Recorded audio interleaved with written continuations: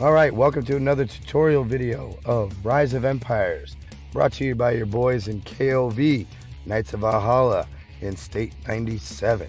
Today's video is going to be about troops. I'm just going to breeze right through it because everybody has their own taste and style when it comes to the military. The main thing is just the basics. If you know the basics, then you can formulate your own plan and formulate your own end game. So the first thing you're going to need to know is you want to be a raider if you're going to be attacking and fighting. Just go to raider, okay? Then you need to know your troops. There's 3 different types of troops. There's cavalry, there's archer, and there's footmen. Each one of those has a particular weakness and strong point. The cavalry is good against footmen, weak against archers. Archers are good against cavalry, weak against footmen. Footmen are strong against archers, weak against cavalry. One last time. Cavalry is good against footmen, weak against archers. Archers good against cavalry, weak against footmen. Footmen good against archers, weak against cavalry. Get it? Got it? Good? Moving on. Now that you're a raider and you know what the different troops do, increase your Raiders Hall. The Raiders Hall will increase your class legions might and resistance, but only for the class legion, not the other ones. It'll also give you the ability to loot gold from enemy castles, but only by using your class legion. You will not be able to loot gold with the other legions. You also want to try to max out your garrison. Your garrison increases tactical resistance and decreases the amount of damage taken during combat for all your units, whether it's your class legion or any other legion. So for the 2 buildings in regards to offense and attacking and your troops in general, your Raiders Hall, get it as high as you can, as quickly as you can. Your garrison, get it as high as you can, as quickly as you can. When it comes to defense military for your castle, and basically an enemy is attacking your castle, fortress increases siege, defense, resistance, and might. So as you're being attacked, that building is what gives you a bonus in resistance and in might when defending the castle. The watchtower, otherwise known as the arrow tower, it attacks enemy invaders, but the enemy cannot attack it. So these 4 buildings are crucial.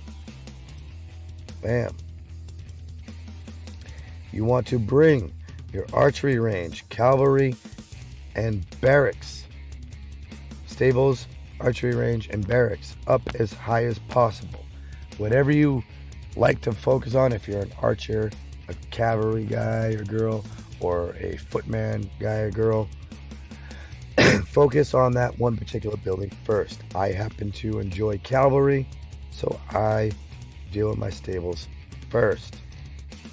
Now, also get your legions up as high as possible. The higher the level, the more troops they can hold. Increase your medical tents. That will decrease the amount of killed troops and increase the amount of wounded troops, so that you don't have to go through the process of healing them all over again. However, bear in mind, if I'm not mistaken, it costs more to heal troops than it does to train them. There is an option within the medical tents to discharge troops. You may want to choose to do that, but at least you can cut down on the number of kills in an attack and increase the number of wounded. Your war rooms, very powerful buffs on those. You've got cavalry, archery, and footman war rooms. For instance, in mine, I get a 13% increase in resistance and might to my cavalry. But in order to use the bonuses from the war rooms, for instance, let's say I want to use that 13 might and resistance bonus within my cavalry war room, I have to have in the legion that I'm sending out only that particular type of troop. I can't have archer, cavalry, footmen, or any kind of mix there in between. If I want the bonus of the cavalry war room, and that means all units within that legion must be cavalry. You also want to look at what hero you're using.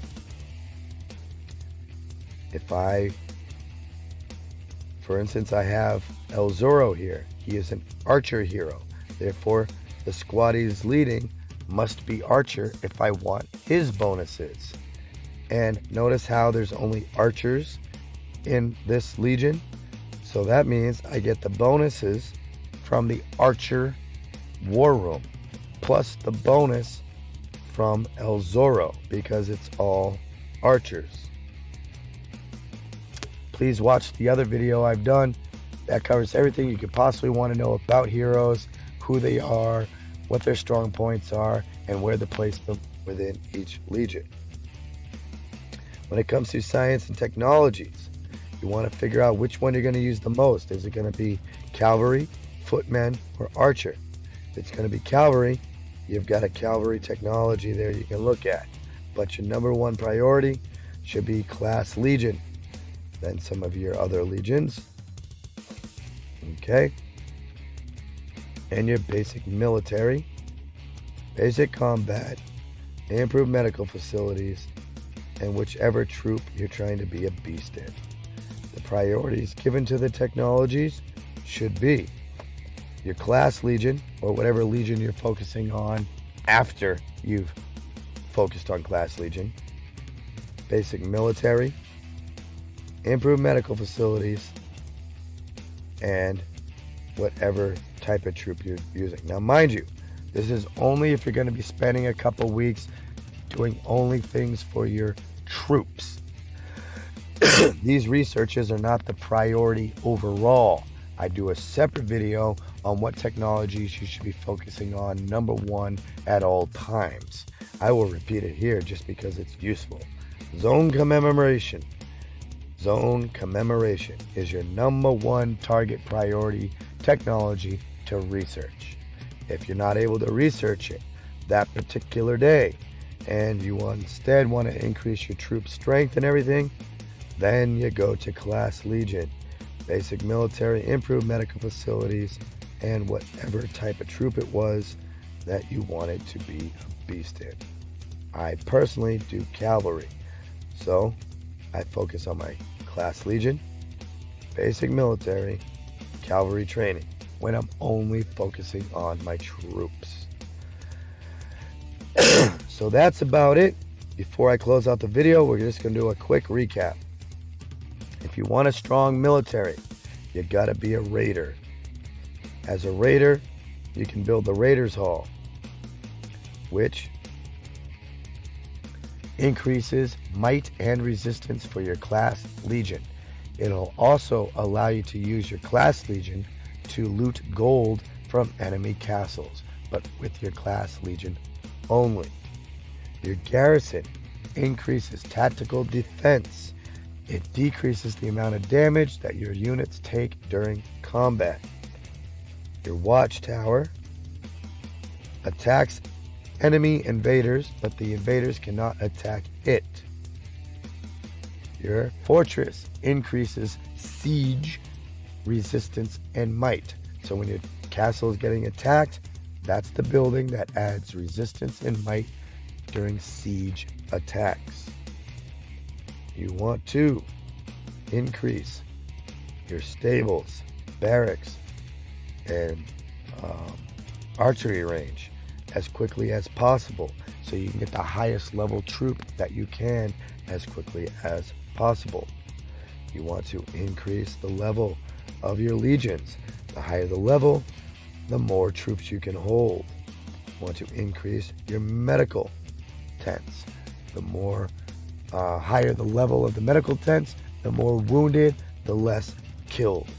It doesn't hurt to increase your encampments as much as possible either, because that way you can train new troops more at a time. Remember, when it comes to the war rooms, focus on one at a time. But in order to get the bonus might and resistance from that particular war room, the legion that you are fighting and sending out must have only that type. So if I want the bonuses that my cavalry war room gives me, that means if I'm attacking with my class legion, let's just say, and I want those cavalry war room bonuses, every unit must be cavalry. Otherwise, I will not get that bonus. And when it comes to technology, one last recap on that. Class Legion is your priority. Basic military, and pick which type of unit that you want to be a beast in. That pretty much sums it up. If you have any other questions, feel free to leave a comment in the comment section below. Check out my other tutorials.